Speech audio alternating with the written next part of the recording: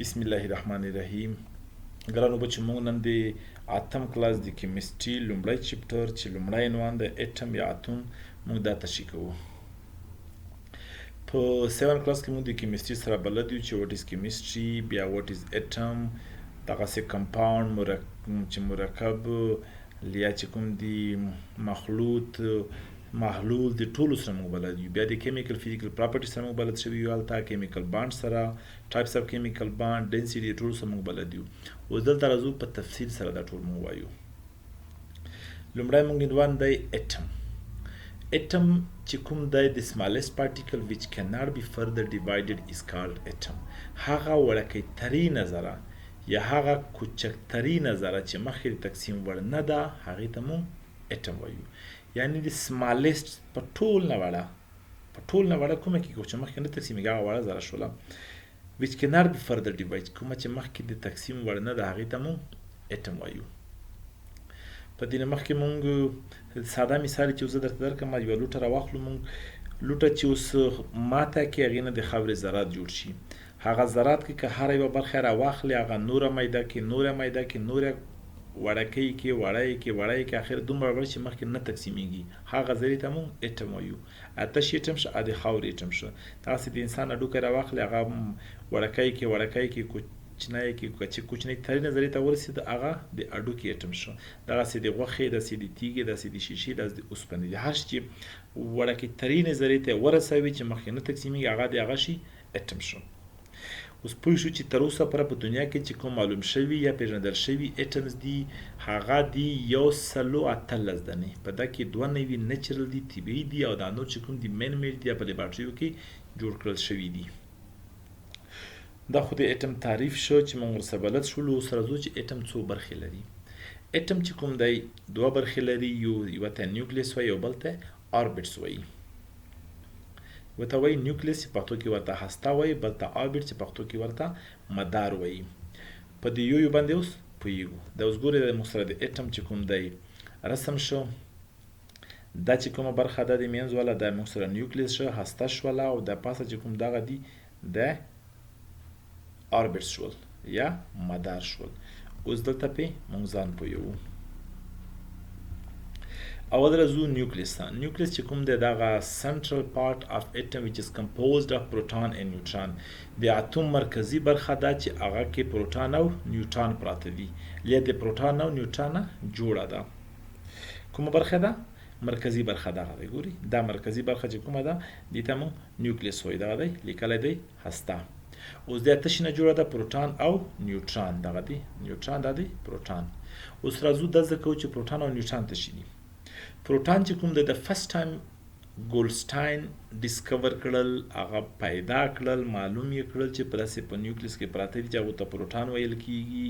پروټان چې کوم دی د وړه ذرات دي په اټم کې دننه په پروټان په نیوکلیس کې چې په پی باندې موږ ظاهروو د انګلیش توري پی باندې دا مثبته چارج لري. په هسته کې دی نیوټران سره په څنګ کې پراته دي. پروټان څه شی دی؟ وړکي ذرات دي چې په نیوکلیس کې پراته دي، د نیوټران په خوا کې د انګلیش لیټر پی باندې موږ ظاهروو او مثبته چارج لري. دویم راځو نیوټران. جیمز چډویک یا کډویک فرست ټایم ډسکور کړل، معلوم یې کړل چې دغه شی نیوټران دی. نیوټران هم په نیوکلیس کې پروت دی چې په انګلیش لیټر ان باندې موږ ظاهروو، او دا باندې هیڅ کوم چارج نشته. دا چې کوم دی they have no charge، دا خنثی دي، کوم چارج نه لري، صفر دی چارج دی. دریم راځو الکترون. بیا راځو موږ دویمې برخې ته د اټم چې هغې ته آربټس وایي. آربټ څه شی دی؟ آربټ چې کوم دی these are imaginary lines around the nucleus of an atom. د یوه اټم په شاوخوا کې خیالي لاینونه دي، لاینز دي، لیارې دي چې هغې ته موږ آربټس وایو. دا اوس ګورئ دا خیالي. اوس دې کوم دقیقه ځای معلوم نه دی چې دا به دغسې وي، دا به دغسې وي، دا به دغسې وي، یا به دا لاندې رسم کې چې موږ ګورو په دې کې اوس ګورئ دلته موږ دغسې آربټ ظاهر کړی دی چې دغسې به وي یا به هر رقم وي، ځکه ته موږ خیالي وایو. خیالي دي چې موږ په خپل ذهن کې جوړ کړي دي چې دغسې دي، خو هو دغه شی معلوم دی چې په دې کې الکترون تاویږي. الکترون چې کوم دی د الکترون لپاره لیار ده. اوس راځو په اوربټس کې څه شي دي. په اوربټس کې الکترون دي. الکترون فرست ټایم جي تومسن ډیسکور کړل، معلوم یې کړل الکترون چې کوم دیز آر د سمالست پارټیکلز اف ان اټم، دا د اټم په ټول نه وړکۍ ذرې دي. الکترون چې کوم دی په ای باندې موږ ظاهروو، اټ از ډینوټډ بای انګلیش لیټر ای. اټ هاز نیگیټیو چارج، په دې باندې نیگیټیو یا منفي چارج دی. دا د نیوکلیس په شاوخوا په دې لاین کې فکس لیارې دي چې فکس دي، معلومې دي، تغییروي یې نه. په هر یو الکترون په خپل اوربټ کې تاویږي. الکترون باندې کوم چارج دی؟ نیگیټیو چارج دی. اوس راځو دویمه خبرې ته. موږ د درې وړې زده کړې چې اټم چې کوم د تعریف مې زده کړې، اټم دوه برخې لري، نیوکلیس او د اوربټ. نیوکلیس چې کوم د مرکزي برخه لري چې په هغه کې پروټون او نیوټرون پراته دي. پروټون یې پوزټیو چارج لري، نیوټرون یې صفر چارج لري. او اوربټ چې کوم دي دا ایمیجنري لاینز دي، خیالي لیارې دي د نیوکلیس شاوخوا کې چې په هغې کې الکترون تاویږي. الکترون په ای ظاهروو موږ، هغه منفي چارج لري. اوس دلته د هر یو لږ لږ دندې سره هم موږ بلد شو چې پروټون څه کار کوي، نیوټرون څه کار کوي، الکترون څه کار کوي. پروټون چې کوم دی دغه مثبته چارج لري، په نیوکلیس کې پروت دی. په نیوکلیس کې پروت دی. خو په دې نه مخکې دې موږ پوه شو چې کوم مثبته سیم چارجز چې کوم دي، یعنی مثبت یا منفي د always repel each other، دا یو بل ردوي، یو بل شړي. او اپوزیټ چارجز چې کوم دي، یعنی مثبت او منفي د always attract each other، دا یو بل همیشه کشکي.